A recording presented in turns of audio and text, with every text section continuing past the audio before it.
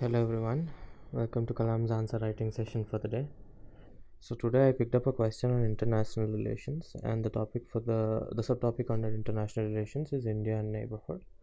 The question is about how India and China are managing their relationships with Africa and how India is not able to do as much as China does because China has a lot of economic might and India doesn't have so much of money. So India is trying to engage with Africa in different other ways through soft power and so on and so forth. So all this kind of comparison between India and China is what this question is basically asking us. I'll read out the question for y'all, but before I do that, let me give you all a simple set of prerequisites that are required for us to answer an international relationship based question. The first thing we have to keep in mind is the usage of diagrams, especially in a 15 marker ka international relationship based question. It's better to put up a diagram and identify the different areas which you're talking about. If you're talking about India-China relationship, talk about India, mention important areas, mention the countries India and China and their initiatives like One Belt One Road initiative, BIMSTEC and so on. So all these things you can put up in your diagrams. That is one thing. And the second thing is the usage of initiatives. So there are several initiatives in the world fora these days. Like for example, China has come up with its ambitious One Belt One Road initiative, and then as a part of that, we have the CPEC or the China-Pakistan Economic Corridor. And similarly, in order to compensate this, India and Japan have come up with Asia-Africa Growth Corridor. Similarly, there are several other initiatives like INSTC and so on. So these are all the important initiatives in the world events. Putting these things in your answer will make the examiner think that you're reading the current affairs really well. So these are the basic prerequisites I want you all to keep in mind. Now that we have the current affairs out of the way, we'll talk about the introduction, body, and the conclusion format for our answer. This is the usual format that we follow, and under the body, we will evolve certain subheadings. This part we usually do, and before we do that, we are supposed to do what? We are supposed to read the question. We'll read the question. Given the fact that India cannot match China's financial clout, it is diversifying the ways in which it can enhance cooperation with Africa. Discuss. So this seems to be the first theme of the question, and then he's also asking you to talk about the importance of Africa for India. What is the importance of Africa for India? Why should we be so worried about maintaining good relations or good economic relations with Africa, which is so far off? It's for a lot of reasons. Africa is a resource rich country and it has lots of skilled labor, and then Africa has so many countries, and these countries can push our membership in the UNSC. That is an important point. UNSC permanent membership के लिए Africa is an important supporter for India. If we garner their support, we will have a good chance of getting the permanent membership in UNSC. These are the reasons. These are some of the reasons why we have to coordinate with Africa. They are resource rich. 30% of the world's resources are with them, and India imports how much? 80% of its oil needs from outside, and Africa has a good amount of oil. In fact, the reason why we are conducting these hydrocarbon summits, Indo-Africa hydrocarbon summit and so on, that is to mobilize this oil from Africa to India. So this is why in Africa is important for us. We will see that in detail when we look at the answer. We will look at the simple sample answer. So how do we convert this question into the subheadings? I definitely have to talk about the importance of Africa, because that is a whole theme of the question. That is a whole theme. The second theme of the question is the importance of Africa. The first thing it's asking me to talk about is how India is not able to match China's financial clout. Of course, my side heading won't be as extreme as that. I can't say that India cannot match China's economic clout, because that reflects poorly on my attitude. I am supposed to be positive. So I will moderate it and write it in the following way: difficulties in matching China's economic clout. This looks very simple, this looks moderate, this doesn't look extreme. And in a continuation to that, what do? I'll talk about the ways in which India is diversifying its cooperation. India is diversifying its methods of cooperation with Africa. So first I'm going to talk about the difficulties in matching China's economic clout, which is too high, and then I'll move forward and talk about the context. Talk about having talked about the context of high economic clout of China. I'll move forward. I'll talk about this. I'll talk about how India is trying to diversify its methods, how it's trying to come up with other methods to engage itself with Africa. And to move forward, I'm going to talk about the importance of Africa. Now, how do I introduce this question? One way to introduce this question is to talk about Africa. The whole question is revolving around Africa.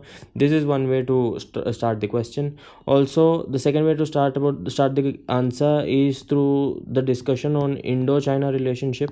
This question can be seen in two contexts. We can talk about Indo-China relationship and how they have started at a similar platform, but China soon overtook India, and now its economic might is as high as five times the economic might of economic GDP of the country. And also they have a forex balance of about how much, 3.5 to 4 trillion dollars, whereas India has a meager foreign balance of 60 billion dollars. So these are the different ways you can introduce your answer. One is the African angle and the other is the Indo-China angle. So that was the introduction body and the conclusion format which we just talked about. Now we will evaluate the sample answer. He started out with the African angle, as I can see, and let's see how he has begun. He says that it has 30% of world's mineral reserves, which is a good thing.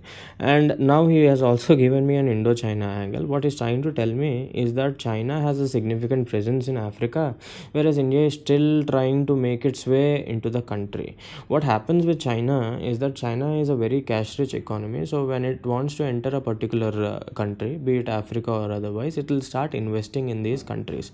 Look, I am China, I'm going to build up infrastructure in your country. All you have to do is pay interest for this money that I am giving you.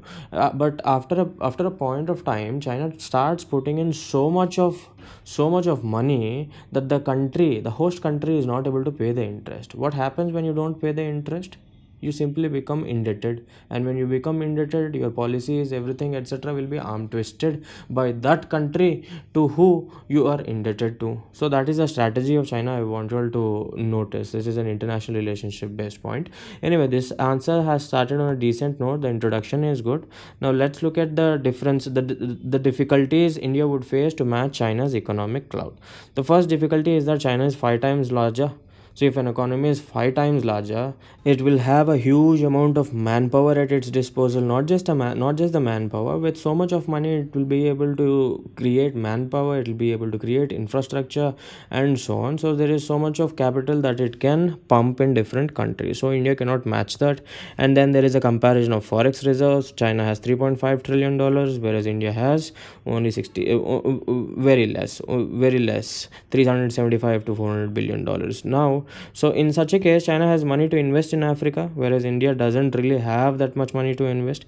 And then China offers lucrative deals. This is what I was talking about. Whenever China wants to enter a country, it puts in lots of money, which is the first thing. And secondly, in addition to the money, it says that I'm going to create infrastructure. There'll be schools, there'll be hospitals, and so on. So I'm going to give you so many assorted benefits just because you're allowing me to come and invest in your place. So these countries usually let China come because they all need development, but then in the end they become indebted. So we as India cannot really match this cash rich strategy. Now he's basically mentioning the initiatives. There is Belt and Road Initiative, Maritime Silk Route, which is basically a part of Belt and Road, and then there are naval bases in Djibouti and so on. These are all Chinese initiatives, by the way. And then China recently has announced a $50 billion package, and this was announced by who? This was announced by Xi Jinping in the forum called FOCAC, or the China Africa Cooperation Forum. So far what he has done, he has given me solid points about how India is in a position which is disadvantaged. India doesn't really have enough economic clout, enough economic resources to match that of China. So if there is a competition in economic terms, it will be really difficult for India to compete with China. But if we cannot engage with them in terms of economy, why not engage them in the other manners? Like for example, we can always build soft power. We can improve the cultural ties with Africa. For a long time there has been relations between India and Africa since ancient times, so why not revive these things? That is first point. And the second point is Africa is a solar rich country because most of its countries fall between Tropic of Capricorn and Tropic of Cancer, or the torrid zone. So these countries can help India achieve its what? Achieve its solar power, achieve its international solar alliance ka strategy.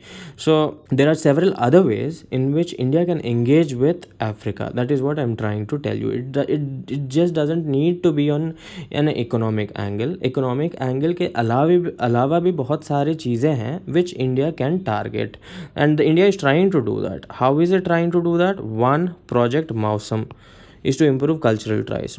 Why is it called Project Mausam, by the way? Because it tries to revive cultural ties between all those countries connected by monsoon winds के वजह से there used to be trade, and all those countries which used to be connected by this trade of ships, now they're coming together. It is an Indian initiative to revive their cultural ties. And then you have Indo-Africa Hydrocarbon Summit. This is to basically draw resources, to get energy resources from African countries like Nigeria and so on.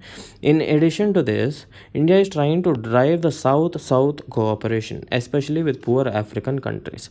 And then we are investing in Sub-Saharan Africa for goodwill. So I'll take some time in explaining these 2 points. So why is it really important to develop Sub-Saharan Africa, or why do we have to invest in poorer countries of Africa? Because it builds goodwill. What China is doing, China is basically giving lots of money and it is maintaining economic dominance and so on. Of course, it has benefited Africa to some extent because China put in investment and this investment created infrastructure and so on. But then this indebtedness is causing hurt. So they want to engage with countries like India, which participate on equitable terms. India will never try to put up economic dominance as such. India wants the other country to win while we win. India wants a win-win situation. It is envisaging a world of multipolarity. It's not envisaging hegemony. So in this context, goodwill is really important. So if we invest in sub-Saharan Africa, be it in the healthcare, because the health metrics are really poor there, the mortality is high, the deaths are high and so on. So India can invest in these areas. And India is trying to, it is also doing the same. Taking forward the Asia-African Growth Corridor, and this was started by India and Japan. And then there are common efforts for piracy control. African countries like Somalia, and Somalia basically is a part of the Horn of Europe. There are 4 or 5 countries in the Horn of Europe. This becomes really important for prelims. I want you to list these countries in the comment section.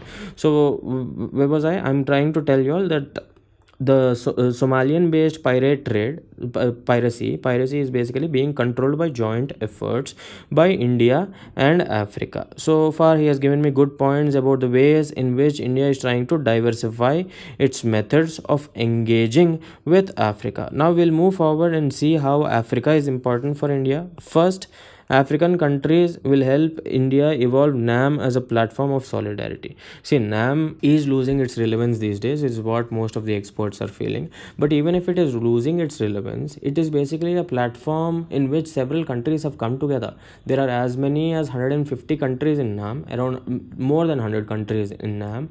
So these countries can come together and they can achieve wonders. If they are coming together and form a common bloc, what can they not achieve? They can make sure that their interests are well served. So NAM is basically a platform. Even if its ideology may not exist these days, it is an important platform to achieve reforms in favor of emerging countries. In addition to this, we will have oil supply if we engage well with Africa, and then we have International Solar Alliance. We talked about this, and then we need support in UNSC reforms and permanent membership. So for all these reasons, Africa becomes really important for India.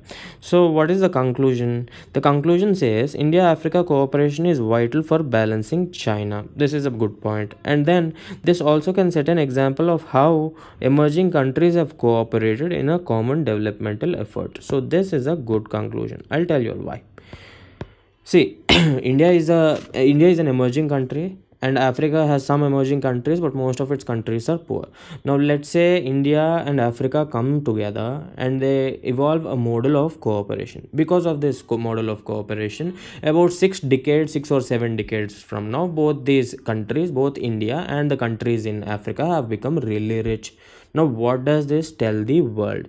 It tells the world that there is a template, that there is a model which has been worked out by India and Africa, and this helped both the countries to prosper. So this template will be followed by several emerging countries to come up with strategies to develop, which is a win-win strategy for both the countries that are participants. So this template is really important, and India Africa relationship provides that template, is what this conclusion is trying to tell us. So this is a beautiful answer. He has given us all the subheadings, and more importantly, he's given us really nice points under each of these subheadings. And what is important is that none of these points have crossed two lines.